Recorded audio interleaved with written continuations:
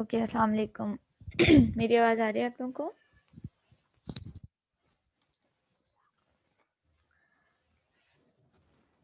Ma'am ने class start ही नहीं की थी तो आवाज़ कैसे आएगी बेटा? ठीक है, ओके। रूल्स आर सेम, ठीक है। हम जिस तरीके से पहले मैंने इसीलिए 5 मिनट बाद बोलना स्टार्ट किया क्योंकि बाकी बच्चे ज्वाइन कर रहे थे, ठीक है। रूल्स आर सेम जिस तरीके से हम लीका में फॉलो करते थे कि आप क्लास ज्वाइन करेंगे, उसके बाद जो है वो चैट बॉक्स पे आप अपने नेम और अपने क्लास आईडी जो है, स्टूडेंट आईडी जो है वो मेंशन करेंगे, ठीक है, ताकि वो एज ए रिकॉर्ड मेरे पास सेव हो जाए। I will mark your attendance from them this, ठीक है। उसके बाद जो है ठीक है, जिन लोगों ने अटेंडेंस मार्क नहीं किया चैट बॉक्स में वो अटेंडेंस मार्क कर लें, ठीक है। अच्छा जी, हमारा हाफ बच्चे जो है वो मंडे वाली आईडी में मौजूद थे जिनकी मंडे को इंस्ट्रूमेंटेशन एंड मेजरमेंट में लैब हुई थी, ठीक है। तो उनको थोड़ा सा इंट्रोडक्शन, ब्रीफ इंट्रोडक्शन हमने वहाँ पे थोड़ा सा डिस्कस किया था कि अबाउट आई एम, के आई एम है क्या, ठीक है, कोर्स कंटेंट क्या है और हम किस तरीके से पढ़ेंगे, ठीक है। लेकिन जो बच्चे नहीं थे तो let me start from the beginning, सही है। Instrumentation and measurement basically course है जिसमें आप मुख्तलिफ सेंसर्स के बारे में पढ़ रहे होगे, ठीक है। हम डिफरेंट तरह के सेंसर्स और मेजरिंग इंस्ट्रूमेंट्स के बारे में पढ़ रहे होंगे, जैसे कि वोल्ट मीटर और एम मीटर वगैरह, ठीक है।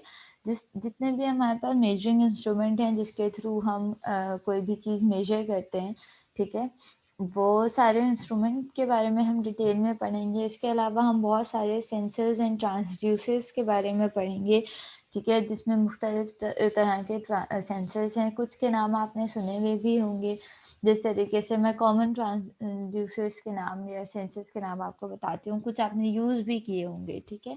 जिन लोगों ने लाइन फॉलोइंग रिपोर्ट वगैरह बनाया है उन्होंने आईआर सेंसर बहुत ज़्यादा यूज़ किया होगा। उसके अलावा अल्ट्रासोनिक सेंसर का नाम आप लोगों ने सुना हुआ होगा, और इस तरह के मज़ीद बहुत सारे टेम्परेचर सेंसर्स होते हैं, ठीक है, हमारे पास। जिस तरह से थर्मोमीटर भी एक तरह का सेंसर है, ठीक है, इस तरह से हमारे पास थर्मिस्टर होता है, थर्मोकपल होता है, ठीक है। बहुत सारी तरह के हमारे पास टेम्परेचर सेंसर्स होते हैं और बहुत सारी तरह के अलग अलग किस्म के हमारे पास प्रेशर सेंसर्स, मैग्नेटिक सेंसर्स और ये सारी चीज़ें मौजूद होती हैं। तो इन सब चीज़ों के हवाले से हम इस कोर्स में थ्रू आउट दी सेमेस्टर पढ़ रहे होंगे, ठीक है, और हम देखेंगे कि किस तरीके से ये चीज़ें हैं, ठीक है। अच्छा जी, क्योंकि ये 2 क्रेडिट आवर का कोर्स है, 2+1 है, ठीक है, तो आपके हफ्ते में 2 क्लासेस ही हुआ करेंगी, एक आज और एक प्रोबेबली कल है, हाँ कल है, ठीक है। तो हम हफ्ते में 2 क्लासेस लिया करेंगे, सही। अच्छा, कोर्स आउटलाइन और आपकी जो बुक है कोर्स की, वो दोनों चीज़ें मैंने एलएमएस पे अपलोड कर दी हैं, ठीक है। उसके अलावा व्हाट्सएप ग्रुप पे आप में से मोस्टली लोग ऐडेड हैं, ठीक है। जो लोग ऐड नहीं हैं वो देख लें, आप आपस में लिंक शेयर कर दें, या अगर ज़रूरत है तो बोल दें, मैं एलएमएस पे group link, WhatsApp link share कर दूँगी, ठीक है। WhatsApp link is for communication, ठीक है, वरना तो एलएमएस के थ्रू भी आप ऑब्वियसली क्लास ज्वाइन कर सकते हैं। एलएमएस पे भी जूम का लिंक मौजूद होता है, उसके थ्रू आप क्लास ज्वाइन कर सकते हैं, ठीक है। अच्छा, अटेंडेंस की कहानी क्या है भाई? अटेंडेंस की कहानी यही है जिस तरह पहले थी कि आपने बेशक अपना नाम और आईडी लिखा हुआ है या जो भी है, ठीक है, लेकिन अगर मैंने थ्रू आउट दी क्लास अगर मैंने जो है वो किसी का नाम बीच में से कॉल किया है, उससे कोई क्वेश्चन किया है, सही है, किसी को मुखातिब किया है तो उसको जो है वो और उस बच्चे ने मुझे उसी वक़्त रिस्पॉन्ड नहीं किया, ठीक है। आइदर आपने मुझे चैट बॉक्स में या फिर आपने मुझे जो है वो वर्बली अपना माइक अनम्यूट करके रिस्पॉन्ड नहीं किया, तो मैं समझूँगी कि आप क्लास सिर्फ़ ऑनलाइन कनेक्ट करके और आप अवेलेबल नहीं हैं, ठीक है। अगर आपने मुझे मेरे क्वेश्चन का आंसर नहीं किया आंसर मीन्स देखो मैंने कोई बात पूछी है तो ज़रूरी नहीं है आपको उसका जवाब आता हो, ठीक है? आपको आता हो, आपको नहीं आता हो, लेकिन आपने मुझे रिस्पॉन्ड करना है, ठीक है? अगर आप रिस्पॉन्ड नहीं करेंगे तो आपकी एब्सेंट मार्क हो जाएगी, बेशक चाहे आपने चैट बॉक्स में नाम लिखा हुआ क्यों ना हो, ठीक है? अगर आपने मेरे नाम लेने पर जवाब नहीं दिया। जी ज़ैन फरमाइए। मैम वो लैब लैब भी आप करवा रही है ना मैम? जी, बिल्कुल लैब मैं करवा रही हूँ। लैब की एक सेशन मंडे को हुआ है जिसमें आधे बच्चे एनरोल्ड थे और दूसरा इंशाल्लाह ताला फ्राइडे को हम कंडक्ट करेंगे। और मैम वो उसके लिए मतलब कोई सॉफ्टवेयर्स वगैरह जो है वो बता दें, वो मैं इंस्टॉलेशन क्लास कर में ही लें पहले बता से। दूँगी। फर्स्ट लैब के लिए ज़रूरत नहीं है, तो जब हम लैब स्टार्ट करेंगे तो हम उसी में डिस्कस कर लेंगे, ठीक है? फर्स्ट लैब के लिए आपको कोई सॉफ्टवेयर नहीं चाहिए फ़िलहाल, ठीक है? अच्छा जी। तो ये सारी कहानी है। आई होप ये सारी चीज़ें क्लियर हैं। जिन बच्चों ने पहली-पहली दफ़ा जॉइन किया है, जो पहली बार मुझसे कोर्स मतलब जो लीका में नहीं थे, इसमें से कुछ नाम ऐसे हैं जो मुझे दिख रहे हैं जो लीका में मौजूद नहीं थे और वो आईएम में मौजूद हैं। तो उनके लिए आई थिंक चीज़ें क्लियर होंगी कि किस तरीके से बेटा आप लोगों को जो है वो कम्युनिकेट करना है, ठीक है? अच्छा, दूसरी बात ये कि अगर आपको कोई सवाल पूछना है, जो पहले पढ़ चुके हैं अगेन उनको पता है, जो नहीं पढ़ चुके हैं उनके लिए बता रही हूँ, ठीक है? कि अगर आपको कोई सवाल पूछना है, तो आप मैसेज बॉक्स में मुझे लिख दो, ठीक है? मैं लेक्चर के दरमियान आपको अगर कोई सवाल पूछना है, कोई चीज़ समझ में नहीं आ रही, ठीक है? तो आप चैट बॉक्स में लिख दो, मैं जैसे ही चैट बॉक्स मेरे पास ब्लिंक होगा, मैं बात अपनी ख़त्म करके फ़ौरन चैट बॉक्स देख के आपके क्वेश्चन का आंसर कर दूँगी, ठीक है? इफ़ इन केस आप कोई चीज़ वर्बली पूछना चाह रहे हैं, आप कोई सवाल बोल के पूछना चाह रहे हैं, ठीक है? तो उसका तरीका ये है कि आप पहले हैंड रेज़ करेंगे, जिस तरह अभी ज़ैन ने पहले हैंड रेज़ किया। आप पहले हैंड रेज़ करेंगे, जब आप हैंड रेज़ करेंगे, उसके बाद जो है वो मैं आपका का नाम कॉल कर लूँगी और फिर आप मुझे अब अपना माइक अनम्यूट करके आप मुझसे क्वेश्चन कर दिएगा, ठीक है? आप बीच में एकदम से मेरे बोलते के बीच में खुद से अनम्यूट करके बोलने लगते हैं तो ऑब्वियसली उससे डिस्टर्बेंस क्रिएट हो जाती है, मेरी बात बीच में होती है और फिर उससे डिस्टर्बेंस हो जाती है या साइमल्टेनियसली एक से ज़्यादा बच्चे बोलने लगते हैं तो मुझे समझ नहीं आता कि कौन क्वेश्चन कर रहा है, ठीक है? तो इट्स बेटर कि आपको कोई भी बात हो पहले आप हैंड रेज़ करें, फिर मैं उस क्यूरी का आपको रिस्पॉन्ड कर दूँगी, ठीक है? अच्छा जी, सबसे पहले कोर्स आउटलाइन एक नज़र देख लेते हैं। कोर्स आउटलाइन हमारे पास क्या है? Let me share the screen. Wait for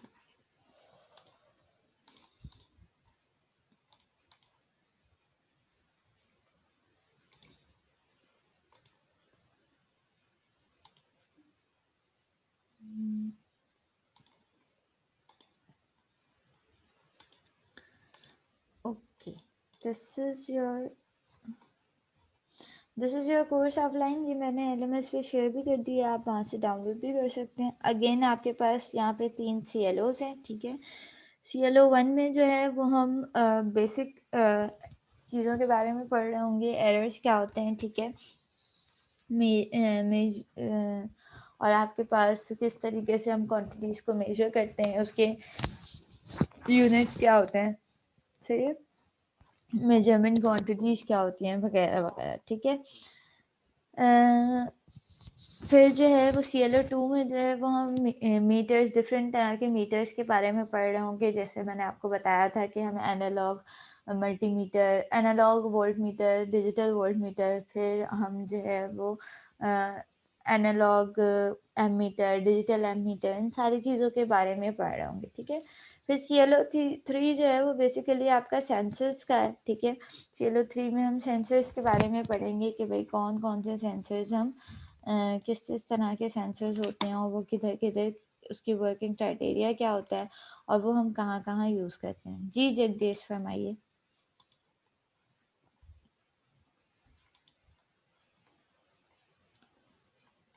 आप कुछ पूछना चाह रहे हैं?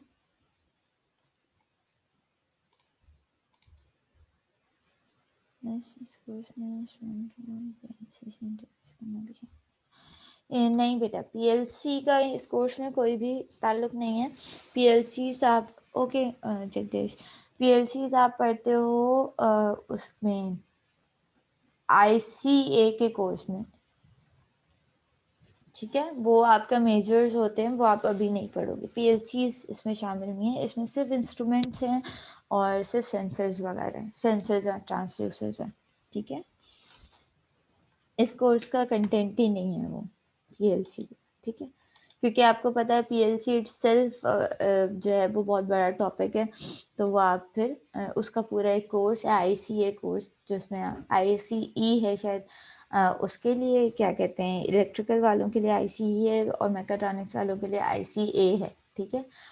तो वो आपका मेजर्स है, जब आप अपने इलेक्टिव्स पढ़ोगे, इलेक्टिव्स हैं वो बेसिकली, तो वो आप उसमें कवर अप करोगे, ठीक है। अच्छा जी। उसके बाद हमारे पास मार्क्स डिस्ट्रीब्यूशन के हवाले से हम बात कर लेते हैं, ठीक है। आपका जो वेटेज होगा वो इस तरीके से होगा कि आपका 15 नंबर आपके होंगे असाइनमेंट्स के, ठीक है।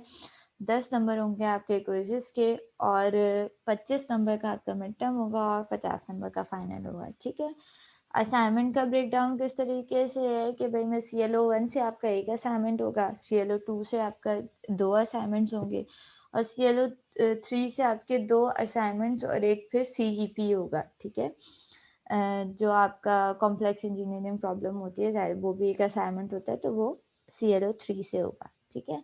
इसी तरह CLO 1 से, क्योंकि CLO 1 का वेटेज इसलिए कम है क्योंकि उसमें से ज़्यादा चीज़ें जो हैं वो मतलब इतने मेजर टॉपिक्स नहीं हैं, तो CLO 2 और CLO 3 का बहुत मेजर पार्ट है, ठीक है।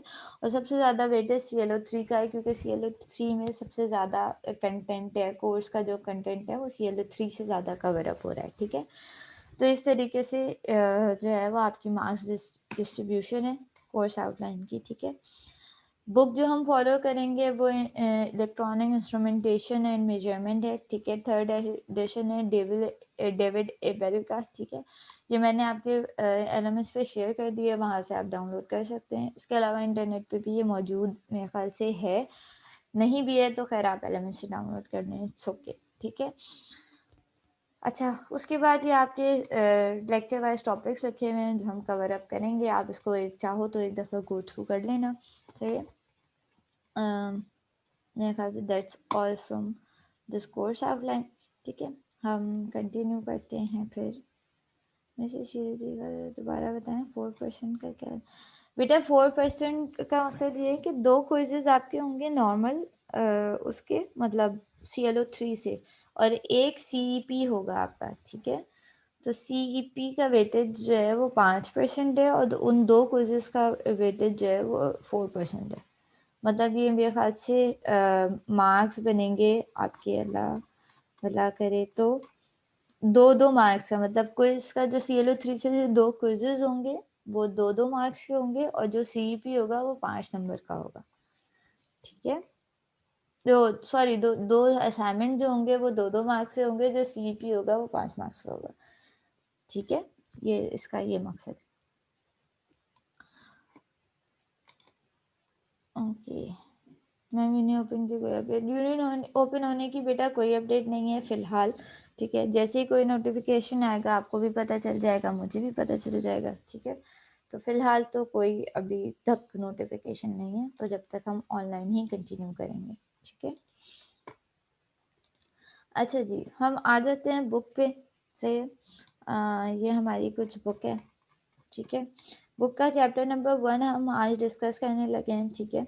हम चैप्टर नंबर 1, अच्छा अगेन बुक में से मैं दोबारा बता दूं जिन लोगों ने ज्वाइन किया है कि बुक में से क्राइटेरिया वही है, जिस तरह से जो क्राइटेरिया मैं लिखा में फॉलो करती थी, क्राइटेरिया वही है कि बुक में से, बुक का मकसद हरगिज़ ये नहीं है कि बुक के सारे चैप्टर्स हम कवर करेंगे या हर चैप्टर के सारे टॉपिक्स। ऑब्वियसली बुक बहुत बड़ी होती है, 16-16 17-17 चैप्टर्स हैं, जो कि पॉसिबल नहीं होता कि आप इतने से सेमेस्टर में पूरा बुक पढ़ सको। तो रूल यही है कि बुक में से आपकी एग्ज़ाम पॉइंट ऑफ व्यू के लिए या आपके पढ़ने के लिए वही टॉपिक इम्पॉर्टेंट हैं जो बुक में से टॉपिक मैं पढ़ाऊँगी, ठीक है? आपने वही टॉपिक्स पढ़ने हैं चैप्टर्स में से। फॉर सपोज चैप्टर नंबर 1 है, चैप्टर नंबर 1 तो खैर आज शायद पूरा ही हम कवर कर लें, ठीक है? लेकिन फॉर सपोज कोई भी चैप्टर है, चैप्टर 2 है, ठीक है? तो चैप्टर 2 में से वही टॉपिक्स इंक्लूडेड होंगे, उन्हीं टॉपिक्स को आपने फोकस करना है जो टॉपिक्स मैंने पढ़ाए हैं, और मैं बता दूँगी कि भई मैं ये वाला चैप्टर पढ़ा रही हूँ, इसके ये वाले टॉपिक्स पढ़ा रही हूँ, ठीक है? तो वो तो मैं डिस्कस कर ही लूँगी, उसके अलावा पूरे चैप्टर्स पढ़ने की आपको कोई ज़रूरत नहीं है, ठीक है? जो टॉपिक्स मैं बोल रही हूँ, जो टॉपिक्स मैं पढ़ा रही हूँ, बस वही आपके कंटेंट का हिस्सा हैं, ठीक है? अच्छा जी, let's start from chapter number 1, ठीक है? चैप्टर नंबर 1 आपका is about dimensions and units, ठीक है? कि हमारे पास क्या स्टैंडर्ड्स होते हैं और क्या यूनिट्स होते हैं, ठीक है? तो हम यहाँ से स्टार्ट करते हैं। अच्छा, ये वाला कोर्स जो है वो थोड़ा-सा ज़्यादा थ्योरेटिकल है, सही है? इसमें हमारे पास न्यूमेरिकल पार्ट होगा, लेकिन बहुत कम होगा न्यूमेरिकल पार्ट। तो आपका कोर्स ज़्यादातर थ्योरेटिकल है, मतलब थ्योरी ज़्यादा हम पढ़ रहे होंगे, ठीक है? इतनी कोई डेरिवेशंस भी नहीं है। सॉरी। बस चीज़ों के कॉन्सेप्ट्स हैं कि कौन सा सेंसर या कौन सा मीटर किस तरीके से काम करता है, उसका इंटरनल वर्किंग क्राइटेरिया क्या होता है, ठीक है? अच्छा जी, हम स्टार्ट करते हैं चैप्टर नंबर 1 से। It's about units and dimension. सबसे पहले हम ये देखते हैं कि भाई यूनिट्स जो हम नॉर्मली अपने पास यूज़ कर रहे होते हैं, ठीक है? हम मीटर, सेकेंड्स, ये सारे यूनिट्स यूज़ कर रहे होते हैं, ये बेसिकली ड्राइव कहाँ से हुए, ठीक है? ये आए कहाँ से? तो पहले जो है, पहले ज़माने में जब कोई भी स्टैंडर्ड्स नहीं थे और चीज़ों को उस वक़्त भी ज़ाहिर है चीज़ों को नापा जाता था, चीज़ों को कैलकुलेट किया जाता था। तो वो किस तरीके से करते थे? पहले ज़माने में लोग जो है वो डिस्टेंस को कैलकुलेट करने के लिए, कि फॉर सपोज़ वो यहाँ से हैदराबाद कितना डिस्टेंस है, तो वो डेज़ का हिसाब लगाते थे, ठीक है? कि उन्हें डिस्टेंस कैलकुलेट, जैसे हम अभी कहते हैं इतनी किलोमीटर्स है, ठीक है? तो उस वक़्त किलोमीटर्स नहीं होते थे, तो लोग डेज़ के हिसाब से कैलकुलेट करते थे डिस्टेंस, कि भई जहाँ पहुँचने में ज़्यादा देर लग रही है वो डिस्टेंस, उसका मतलब ज़्यादा दूर है, और जहाँ पहुँचने में कम दिन लग रहे हैं वहाँ उसका मतलब वो डिस्टेंस मतलब कम है, ठीक है? करीब है। इसके अलावा चीज़ों की हाइट मेज़र करने के लिए वो हैंड्स का इस्तेमाल करते थे, हाथ से नापते थे चीज़ें। जैसे हम नापते हैं ना भई 2, ये हम अपने उससे हाथ से नाप रहे होते हैं कि भई कितने इंचेस है या कितने वो हैं, ठीक है? अप्रॉक्सिमेट कर रहे होते हैं, ठीक है? उसके बाद जो लिक्विड क्वांटिटीज़ होती थी उसको जो है वो अ, बैरल से जो है वो बकेट के हिसाब से या बैरल के हिसाब से अप्रॉक्सीमेट किया जाता था, ठीक है? तो इस तरीके से जो है वो चीज़ें मेजर की जाती थी। तो जैसे-जैसे चीज़ें जो हैं वो आगे बढ़ी, टेक्नोलॉजी इन्हांस हुई और चीज़ों पे वर्कआउट हुआ, फिर जो है वो आपके लोगों ने जो है वो यूनिट्स ड्राइव करना शुरू किए, ठीक है? फिर उन्होंने जो है वो उसके लिए डिस्टेंस के लिए माइल्स का वो यूज़ करना शुरू किया, ठीक है? और चीज़ों का वेट मालूम करने के लिए मास का यूनिट यूज़ करना शुरू किया, और फिर जो है वो लिक्विड के लिए गैलन्स का यूनिट शुरू किया, ठीक है? इस तरीके से चीज़ें आगे बढ़ी, लेकिन फिर क्या हुआ, फिर सबने अपने-अपने यूनिट्स, हर कंट्री ने, हर समझो एरा ने जो है, हर एरिया ने जो है वो अपने-अपने यूनिट्स इस तरीके से बनाए हुए थे, ठीक है? फिर जब आपस में ट्रेडिंग शुरू हुई तो ज़ाहिर है अब फॉर सपोज़ मैं यहाँ से और यूएस से कोई ट्रेडिंग कर रही हूँ, ठीक है? तो अब जो हमारा किसी भी चीज़ को मेजर करने का क्राइटेरिया है वो सेम होना चाहिए ऑब्वियसली। फॉर सपोज़ मैं यहाँ से जो है वो टोमेटोज़ एक्सपोर्ट कर रहे हैं हम, ठीक है? फ्रॉम पाकिस्तान टू यूएसए, ठीक है? तो हम कह रहे हैं लेट्स से कि हमने 1000 केजी जो है वो टोमेटोज़ जो है वो एक्सपोर्ट किए, ठीक है? तो अब मैं 1000 केजी बोल रही हूँ, तो अगले बंदे को जो इम्पोर्ट कर रहा है उस चीज़ को, उसको भी 1000 केजी समझ में आना चाहिए, ठीक है? तो ऑब्वियसली ट्रेडिंग के लिए उन्हें कोई स्टैंडर्ड्स चाहिए थे, ऐसे यूनिट जो पूरी दुनिया में फॉलो हों, ठीक है? जो एक कंट्री से दूसरे कंट्री में भी फॉलो हों और वो सेम सबके लिए सेम हो, ठीक है? तो इस स्टैंडर्ड्स को मेंटेन करने के लिए फिर हमारे पास एक पूरा सिस्टम यूनिट सिस्टम पे पूरा ड्राइव हुआ और फिर वो इंटरनेशनली लोगों में जो है वो स्प्रेड हुआ और फिर वही जो है वो आपका स्टैंडर्ड बन गया और उसी को थ्रू आउट फॉलो किया जाता है, ठीक है? उस सिस्टम को बेसिकली हम क्या कहते हैं, हम एसआई यूनिट सिस्टम कहते हैं, international system. SI stands for international system, ठीक है? तो एसआई सिस्टम एसआई यूनिट कहा जाता है और ये लफ्ज़ आपने पहले भी सुना होगा, ठीक है? अब एसआई यूनिट बेसिक क्या होते हैं, खुद क्या होते हैं, ठीक है? किस चीज़ के लिए क्या यूनिट यूज़ होता है, तो जो फंडामेंटल 3 फंडामेंटल यूनिट्स थे जो यूज़ हुए, ठीक है? जो ड्राइव हुए सबसे पहले वो कौन से थे? वो था मीटर, ठीक है? लेंथ मेजर करने के लिए मीटर यूज़ हुआ, सही है? फिर जो है वो आपके किसी भी चीज़ का वेट मेजर करने के लिए जो है या मास मेजर करने के लिए किलोग्राम यूज़ हुआ, ठीक है? और टाइम को मेजर करने के लिए सेकंड यूज़ हुआ, ठीक है? तो ये 3 फंडामेंटल यूनिट्स हैं जिसके थ्रू जो है वो बाकी यूनिट्स भी ड्राइव हुए। ये 3 बेसिक यूनिट हैं, ठीक है? जिस तरीके से बाकी यूनिट्स का मतलब क्या है, अब जैसे एरिया है, ठीक है? एरिया का यूनिट क्या होता है? Metre square. तो मीटर मीटर से ड्राइव हुआ मीटर स्क्वायर, ठीक है? या वेलोसिटी है, ठीक है? वेलोसिटी का यूनिट क्या है? मीटर पर सेकंड, ठीक है? तो वो मीटर और सेकंड स्टैंडर्ड्स थे, वो दोनों मिलके किसका यूनिट, मीटर पर सेकंड पूरा किसका यूनिट बन गया? मीटर पर सेकंड पूरा बन गया आपका वेलोसिटी का यूनिट, ठीक है? तो इस तरीके से यूनिट्स जो है वो आपके स्टैंडर्ड यूनिट से और 3 फंडामेंटल यूनिट से बाकी यूनिट ड्राइव हो, ठीक है? आगे देखते हैं हमारे पास क्या-क्या यूनिट्स मौजूद हैं। फिर हमारे पास जो है वो फ़ोर्स के लिए न्यूटन ड्राइव हुआ, ठीक है? फ़ोर्स के लिए जो हमारा स्टैंडर्ड यूनिट है वो क्या है? न्यूटन है, सही है? और अगर उसको इस फ़ोर्स का फ़ॉर्मूला क्या होता है? मास इनटू एक्सेलरेशन, ठीक है? अब अलग-अलग देखो तो मास का फ़ॉर्मूला क्या होता है? Mass is equals to mass का यूनिट क्या होगा? किलोग्राम, ठीक है?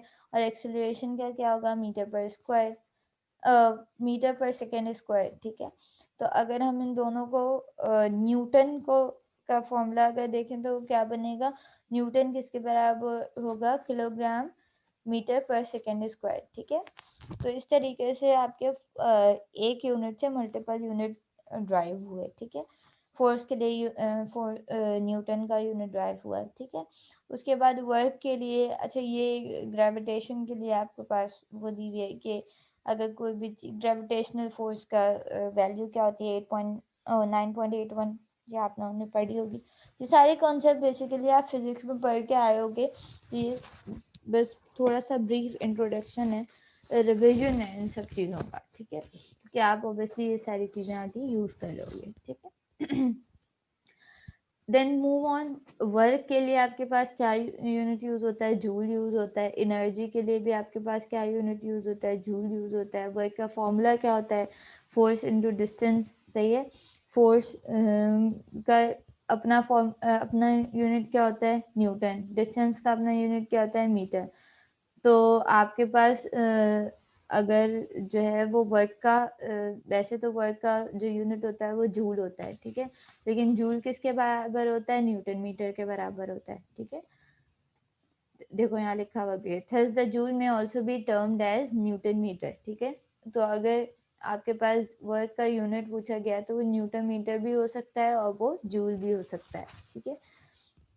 इस तरह एनर्जी का जो यूनिट होता है वो सेम होता है जो वर्क का होता है, दैट इज जूल, ठीक है? पावर के लिए हम क्या यूनिट यूज़ करते हैं? पावर का फॉर्मूला क्या होता है? वर्क ओवर टाइम, ठीक है? तो पावर के लिए वर्क के लिए अभी हमने पीछे पढ़ा कि भाई वर्क के लिए जूल यूज़ होता है और टाइम के लिए सेकंड यूज़ होता है। तो अगर हम वैसे कैलकुलेट करें तो पावर के लिए जूल पर सेकंड का यूनिट होता है, लेकिन पावर का इटसेल्फ अपना फॉर्मूला जूल पर सेकंड होता है किसके बराबर है? वॉट के बराबर, ठीक है? डब्ल्यू जिसको हम डब्ल्यू से रिप्रेजेंट करते हैं वॉट के बराबर होता है। सही है। अच्छा, इसी तरह से मज़ीद यूनिट्स हैं, बहुत सारे यूनिट्स जैसे आपने नॉर्मली देखे भी हैं, एक्सेलरेशन हो गया, फ्लक्स डेंसिटी हो गया, फ्लक्स हो गया, आपके पास बहुत सारे इस तरीके से यूनिट्स हैं। जैसे हम रेजिस्टेंस के लिए ओहम यूज़ करते हैं, ठीक है, ओहम इज़ द यूनिट। वो उसके लिए वोल्टेज के लिए वोल्ट यूज़ करते हैं, पोटेंशियल डिफरेंस के लिए, या अभी आगे मज़ीद आएंगे भी, ठीक है। अच्छा जी, उसके बाद जो है वो हमारे पास साइंटिफिक नोटेशंस की बात करते हैं। साइंटिफिक नोटेशंस क्या होती हैं कि भाई जब कोई भी जो वैल्यू बहुत बड़ी हो या कोई भी वैल्यू छोटी हो तो हम उसको 10 की पावर में जो है रिप्रेजेंट करते हैं। ठीक है, for suppose sorry, for suppose मेरे पास लिखा हुआ है 10,000, ठीक है, तो वो किसके बराबर होगा, बेसिकली वो होगा 1 मल्टीप्लाई बाय 10 की पावर 4, ठीक है। हम किस तरीके से हम अपने अगर अपनी प्रैक्टिस के हिसाब से आसान तरीका देखें तो हम कहते हैं कि भाई जितने ज़ीरोज़ होते हैं उतनी पावर बन जाती है, ठीक है। हम कहते हैं वो है 3 ज़ीरोज़ हैं तो इसका मतलब 10 की पावर 3 हो जाएगा, ठीक है। 4 ज़ीरोज़ हैं तो इसका मतलब 10 की पावर 4 हो जाएगा, ठीक है। इसी तरह अगर नेगेटिव में वैल्यू है, ठीक है, 1 अपॉन जैसे यहाँ पे गिवन है आपके पास 0.001 किसके बराबर है, 1 अपॉन 10 इंटू 10 इंटू 10। अब इस नीचे डिनोमिनेटर में पावर क्या आ गई, 3 आ गई, तब ये न्यूमरेटर में जाएगी तो क्या बन जाएगी, -3 बन जाएगी, ठीक है। तो जो वैल्यूज छोटी होती हैं वो उसकी रिप्रेजेंटेशन क्या होती है कि उसका मतलब उसकी पावर नेगेटिव आ रही होती है, ठीक है। जितनी बड़ी नेगेटिव पावर होगी उतनी बड़ी, इसका मतलब उसकी उतनी टर्म उतनी छोटी टर्म है आपके पास, ठीक है। तो इस तरीके से हम 10 की पावर्स में ये आप यूज़ भी करते आए हो, ठीक है, और आपको पता भी है कि 10 की पावर्स में आप किस तरह से रिप्रेजेंट करते हो, ठीक है। अच्छा, फिर इन पावर्स को हम जो है वो प्रीफिक्स की फॉर्म में यूज़ करने लगे। जैसे हमने कहा भाई किलो के 10 की पावर 3 किसके बराबर होता है, किलो के बराबर होता है। 10 की पावर 6 जो है वो किसके बराबर होता है, मेगा के बराबर होता है। 10 की पावर -3 है तो उसका मतलब मिली है। 10 की पावर -6 है तो उसका मतलब माइक्रो है। ये सारी चीज़ें आपने यूज़ की हैं और इसका पूरा टेबल भी देखो यहाँ पे गिवन है। 10 की पावर 12 है तो इसका मतलब इट्स टेरा। 10 की पावर 9 गीगा, सही है। 10 की power 6 mega and so on, सही है। 10 की पावर -12 इज पीको, 10 की पावर -9 इज नैनो, ठीक है। तो ये सारे स्टैंडर्ड्स आपने यूज़ किए हुए भी हैं और आपने देखे हुए भी हैं कि हम किस तरीके से हम गीगा के लिए कैपिटल जी यूज़ करते हैं, मेगा के लिए कैपिटल एम यूज़ करते हैं सिंबल, ठीक है। माइक्रो के लिए यू यूज़ करते हैं और नैनो के लिए एन यूज़ करते हैं, मिली के लिए स्मॉल एम यूज़ करते हैं। तो इस तरीके से ये सारे जो है वो आपके पास प्रीफिक्स और सिंबल्स मौजूद होते हैं जो आप यूज़ करते भी आए हो अपने नॉर्मल अभी तक जितने आपने चीज़ों में मैथमेटिक्स की है, ठीक है, या पढ़ी है। इस तरीके से ये सारी चीज़ें हैं। अच्छा, उसके बाद हम आ जाते हैं कि भाई इलेक्ट्रिकल यूनिट्स भी हैं हमारे पास कुछ। इलेक्ट्रिकल यूनिट्स क्या हैं, ओके ओके इलेक्ट्रिकल यूनिट्स क्या हैं कि भाई हमारे पास चार्ज के लिए क्या यूनिट यूज़ होता है, ओके। हमारे पास जो है वो चार्ज के लिए क्या यूनिट यूज़ होता है, चार्ज के लिए कूलम यूज़ होता है, ठीक है। और उसके अलावा हमारे पास करंट के लिए क्या यूनिट यूज़ होता है, एम्पेयर यूज़ होता है, जो आप यूज़ करते भी हो बहुत ज़्यादा, ठीक है, एम्पेयर। उसके बाद वोल्टेजेस के लिए आपके पास क्या यूनिट यूज़ होता है, आपके पास वोल्टेज हो या पोटेंशियल डिफरेंस हो या आपके पास ईएमएफ हो, इन सब के लिए हम क्या यूनिट यूज़ करते हैं, वोल्ट, VOLT, वोल्ट, सही है, जिसको हम कैपिटल V से रिप्रेजेंट करते हैं। तो इस सब के लिए हम क्या यूनिट यूज़ करते हैं, वोल्ट, ठीक है। इसके बाद आपके पास रेजिस्टेंस और कंडक्टेंस आ जाती है, ठीक है। हम कहते हैं भाई conductance is the reciprocal of resistance. तो रेजिस्टेंस के लिए तो हम ओहम का यूनिट यूज़ करते हैं और कैपिटल, अच्छा ये ओहम जो है वो सिंबल है एक तरह का, और ये बेसिकली ये जो सिंबल्स हैं ओहम या इस तरह के जो अलग अलग सिंबल हैं, माइक्रो का वो जो यू है, ठीक है, ये बेसिकली ग्रीक रिप्रेजेंटेशंस हैं, ठीक है।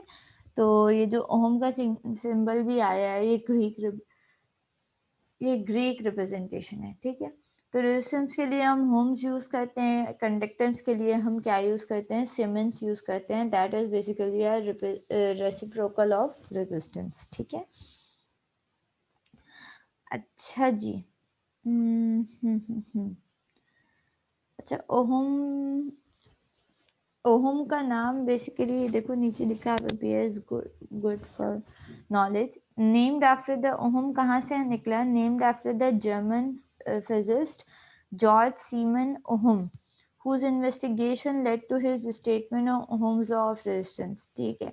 ये एक बंदा था जॉर्ज सीमन ओहम जिसने basically Ohm's law of resistance find out किया था। तो फिर इसी के उस नाम पे जो है ओहम जो है वो यूनिट रख दिया गया उसका रेजिस्टेंस का, ठीक है जी, अच्छी बात है। सिमंस कहाँ से निकला? Named after sir William Siemens, a British engineer who was born called William Boy Simmons in Germany. The unit of conductor was previously the moho, that is backward spelled of ohm, ठीक है।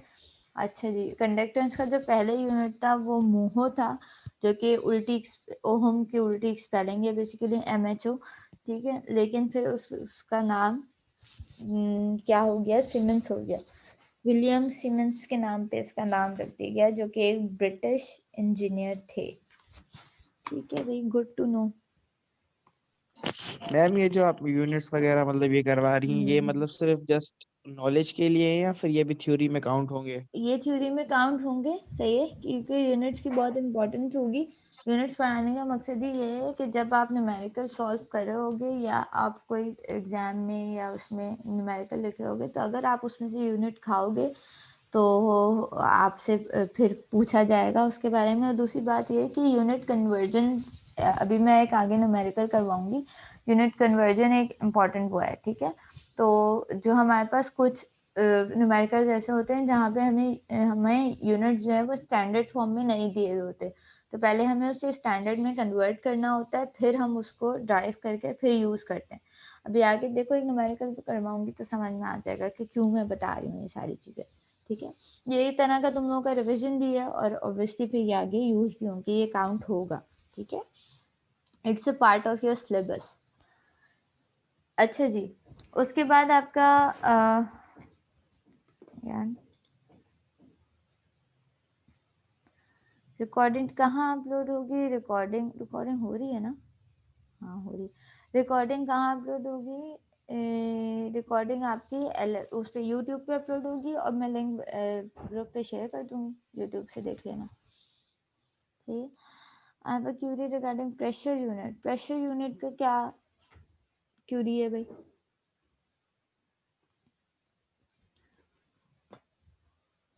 आप तक type करो जब तक मैं आगे continue करती हूँ, ठीक है। अच्छा जी, हमारे पास फिर मैग्नेटिक फ्लक्स के लिए क्या चीज़ यूज़ होती है? हमारे पास मैग्नेटिक फ्लक्स के लिए वेबर यूज़ होता है, ठीक है। आपके पास मैग्नेटिक फ्लक्स जो है उसका जो आपके पास स्टैंडर्ड एसआई यूनिट होता है वो वेबर होता है, ठीक है। मैग्नेटिक फ्लक्स डेंसिटी का एसआई यूनिट क्या होता है? आपके पास टेस्ला होता है। इंडक्टेंस का आपको पता है हेनरी होता है। कैपेसिटेंस का फेराड होता है, ठीक है। ये सारी चीज़ें देखिए। उसके बाद टेम्परेचर स्केल्स के बारे में हम बात करते हैं। टेम्परेचर स्केल्स में क्या क्या होता है? टेम्परेचर को 3 डे उस पर हम मेजर कर रहे होते हैं, ठीक है। एक हम सेल्सियस स्केल में मेजर कर रहे होते हैं और एक केल्विन स्केल में और एक फ़ारेनहाइट में। 3 हमारे पास बेसिकली यूनिट्स हैं किसके? टेम्परेचर के, जो हम अलग अलग जगहों पे अलग अलग कई जगह पे हम फ़ारेनहाइट में यूज़ करते हैं, कई जगह में आप सेल्सियस में यूज़ करते हैं और कई जगह पे आप केल्विन में यूज़ करते हैं, ठीक है। एक छोटा सा यहाँ पे न्यूमेरिकल दिया हुआ भी था रिगार्डिंग योर, हाँ ये एक छोटा सा न्यूमेरिकल है, ये दो न्यूमेरिकल्स हैं, इसको हम देख लेते हैं। पहले मैं मैसेज देख लूँ।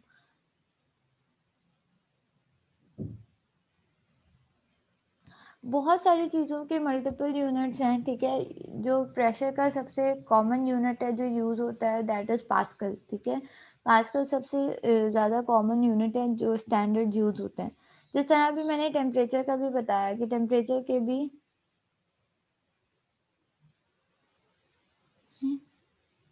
जितेश, मुझे आपके सवाल समझ नहीं आया, ठीक है। अच्छा जी उस्मान, जिस तरह से टेम्परेचर के भी मैंने बताया कि कई जगह पे हम टेम्परेचर को जो है वो डिग्री में भी यूज़ कर रहे होते हैं, सेंटीग्रेड में भी यूज़ कर रहे होते हैं, कई जगह पे हम उसे फ़ारेनहाइट में यूज़ कर रहे होते हैं, केल्विन में यूज़ कर रहे होते हैं। इस तरह टेम्परेचर के भी मल्टीपल यूनिट्स हैं। तो प्रेशर के भी जो मोस्ट कॉमन यूनिट है जो स्पेशली पाकिस्तानी इंडस्ट्रीज में जो मैंने देखा है यूज़ होते हुए दैट इज़ पास्कल, ठीक है। अब उसके अलावा कुछ यूनिट्स हैं जो मशहूर हो गए, तो वो स्टैंडर्ड्स हो गए हैं, लोग जानते हैं, तो में भी वो यूज होते हैं इस वजह से। कोई इसके पीछे कोई हार्ड एंड फास्ट रूल नहीं है। अच्छा जी ये एक न्यूमेरिकल है जिसको हम देख लेते हैं। A bar magnet with a 1 inch square cross section is said to have a total magnetic flux of 500 Maxwell, ठीक है।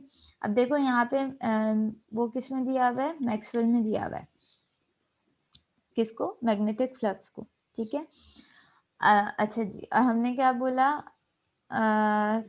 उसके बाद हमने क्या करना है, determine the flux density in Tesla, हमें टेस्ला में जो है फ्लक्स डेंसिटी निकालनी है, ठीक है।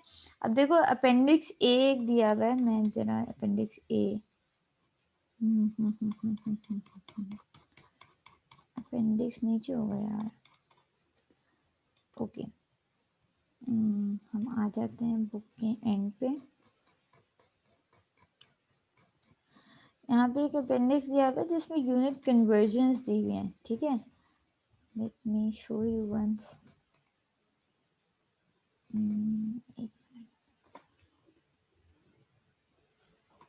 हाँ देखो यूनिट कन्वर्जन फैक्टर्स, ये देखो ये आपके पास पूरा एक वो दिया हुआ है टेबल जिसे कहते हैं, ठीक है।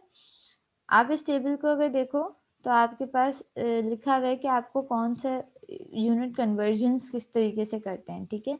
हम अगर इस टेबल को एक दफ़ा देखें तो एकर्स को अगर हमें स्क्वायर मीटर्स में कन्वर्ट करना है तो हमें किससे मल्टीप्लाई करना पड़ेगा, 4047 से मल्टीप्लाई करना पड़ेगा, ठीक है।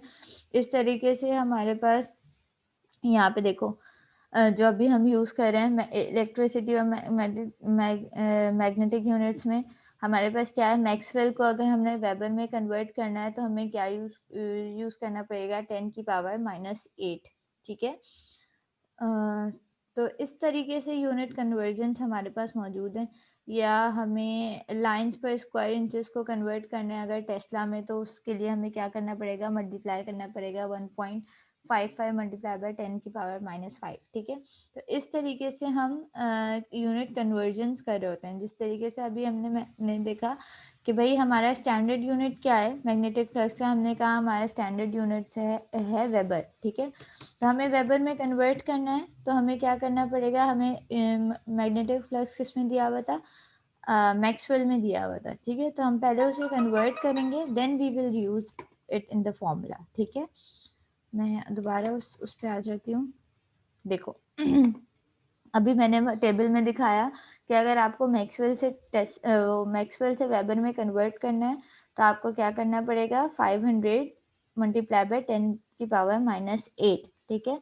तो हमने 10⁻⁸ से मल्टीप्लाई किया तो अब हमारे पास मैग्नेटिक फ्लक्स किस में आ गया, इन टर्म्स ऑफ वेबर आ गया। फिर हमने उसका एरिया के यूनिट को भी कन्वर्ट किया, एरिया का यूनिट दिया हुआ है हमारे पास इंच स्क्वायर, ठीक है। तो इंच स्क्वायर को कन्वर्ट करने के लिए हमने किससे मल्टीप्लाई किया, 2.54 मल्टीप्लाई बाय, ऑब्वियसली ये भी टेबल में गिवन होगा नीचे, ठीक है। तो वो किस में कन्वर्ट हो गया, मीटर स्क्वायर में। तो जब हम फ्लक्स डेंसिटी का फॉर्मूले में that is B=φ/a, flux density का फॉर्मूला जो है, ठीक है, जब हम उसमें पुट करेंगे वैल्यूज तो हम स्टैंडर्ड यूनिट में पुट करते हैं, ठीक है। पहले हमें यूनिट कन्वर्जन करनी पड़ती है, जैसे आपके पास मैक्सवेल में गिवन था और स्टैंडर्ड क्या था आपके पास, टेस्ला था, ओ सॉरी वेबर था, ठीक है। तो मैक्सवेल से पहले मैंने वेबर में कन्वर्ट किया मैग्नेटिक फ्लक्स को भी, और हमारे पास जो एरिया दिया हुआ था वो किस में दिया हुआ था, इंच स्क्वायर में दिया हुआ था, जबकि हमारे पास फॉर्मूला क्या होता है, मीटर स्क्वायर होता है, स्टैंडर्ड क्या होता है, मीटर स्क्वायर होता है, ठीक है। तो हम पहले उसको स्टैंडर्ड यूनिट में कन्वर्ट करेंगे, ठीक है, फिर हम उसको जो है वो फॉर्मूले में पुट करेंगे और फिर वैल्यू कैलकुलेट करेंगे, ठीक है। तो हमने फिर वेबर अपॉन मीटर स्क्वायर में जो है वो पुट किया, that is equal to tesla, ठीक है। तो फ्लक्स डेंसिटी का यूनिट टेस्ला उसी वक्त हम लिखेंगे जब हमारे पास जो मैग्नेटिक फ्लक्स होगा वो वेबर में होगा, एरिया जो होगा वो मीटर मीटर स्क्वायर में होगा, तभी आप उसका जो है वो जो फ्लक्स डेंसिटी है वो टेस्ला में कैलकुलेट कर सकते हो, ठीक है। अब समझ में आया जहन कि ये यूनिट्स क्यों पढ़ रहे थे हम स्टैंडर्ड।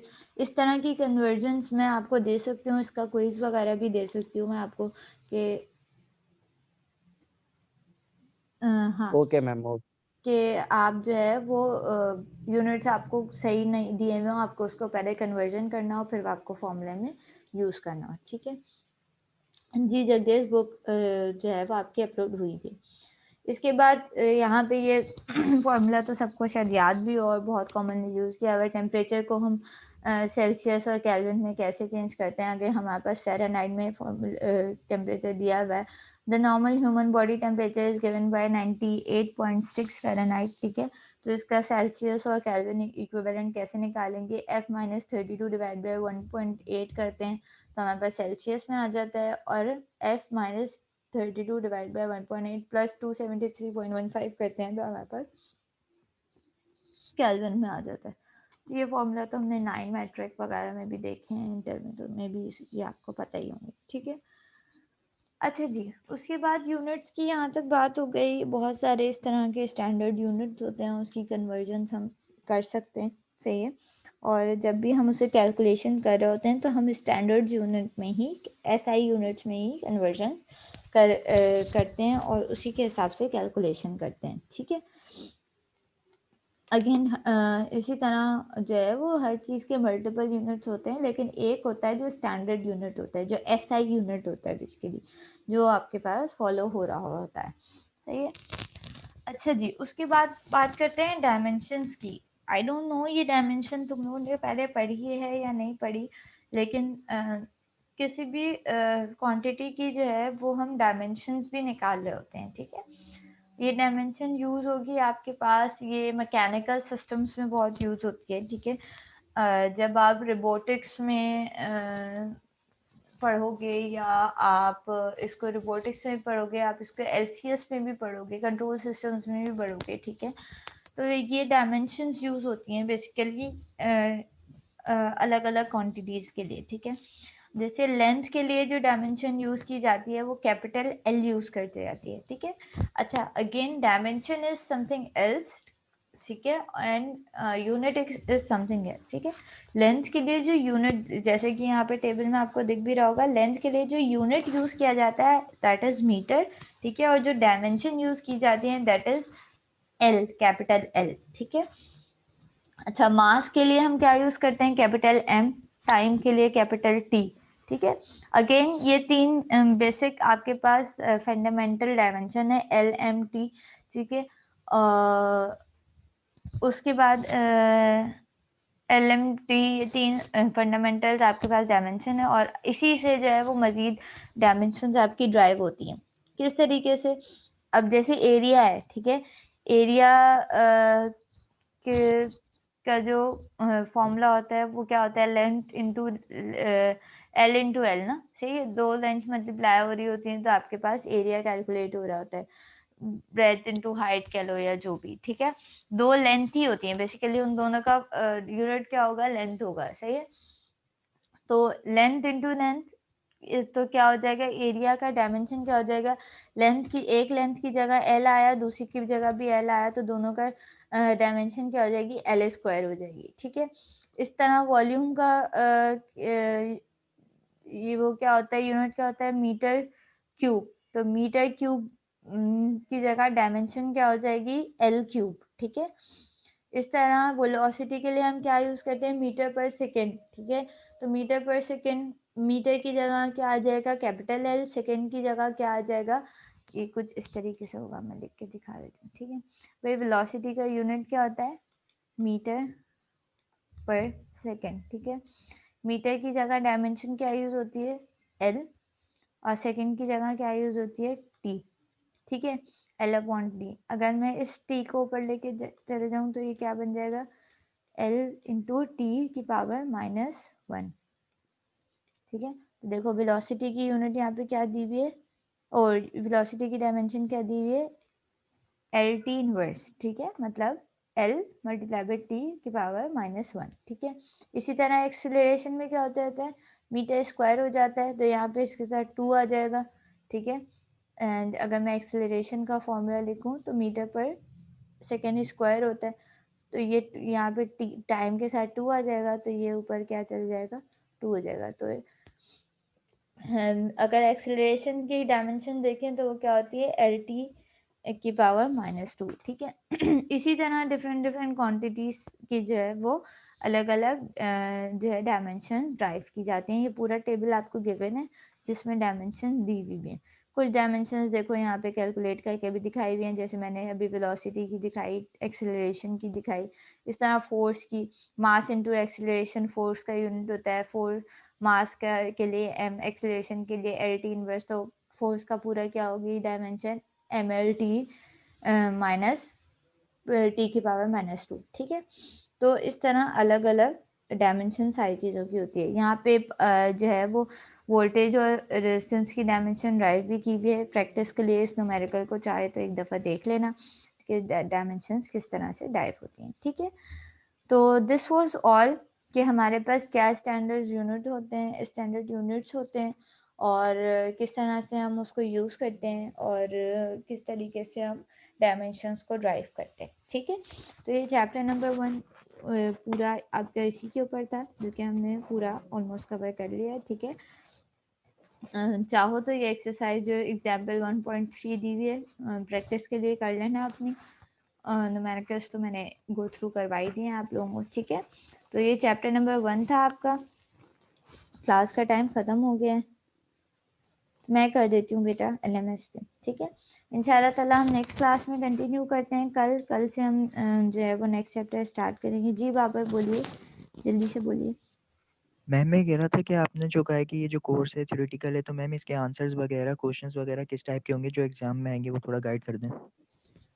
एक तो आज पहली ही क्लास है, तुम्हें एग्जाम की अभी से फिक्र हो गई, लेकिन मैं फिर भी बता देती हूँ। जो इसके क्वेश्चन होंगे वो थ्योरेटिकल भी होंगे, और जो अभी मैंने थोड़े से न्यूमेरिकल भी करवाया, जिसमें न्यूमेरिकल पॉसिबल होगा, ठीक है, जिसमें फॉर्मूलाज गिवन होंगे। उसमें जैसे हम व्हीटस्टोन ब्रिज पढ़ेंगे, ठीक है, तो व्हीटस्टोन ब्रिज में हमारे पास न्यूमेरिकल्स भी होंगे, ठीक है। तो जिस टॉपिक में न्यूमेरिकल होंगे तो ज़ाहिर है उससे न्यूमेरिकल आ सकते हैं, लेकिन ज़्यादातर सवाल इसके थ्योरेटिकल होंगे, कि आपसे वर्किंग प्रिंसिपल पूछ लिया जाएगा कि भाई इस सेंसर का वर्किंग प्रिंसिपल बताएं, किस तरीके से काम करता है, इसकी इंटरनल कॉन्फ़िगरेशन क्या है, वगैरह वगैरह, ठीक है। मैं क्या करूं बाबर, मैं टाइम को कैसे रोकूं, ठीक है। इंशाल्लाह ताला आपकी नेक्स्ट क्लास है, कल मिलते हैं क्लास में, फिर हम नेक्स्ट टॉपिक डिस्कस करेंगे। जब तक के लिए फ़ी अमान अल्लाह। जिन बच्चों ने चैट बॉक्स में अपना नाम और अटेंडेंस नहीं लिखी है, वो प्लीज़ अपना नाम और अटेंडेंस लिख दें यहाँ पे, ताकि मेरे पास रिकॉर्ड मेंटेन हो जाए, ठीक है।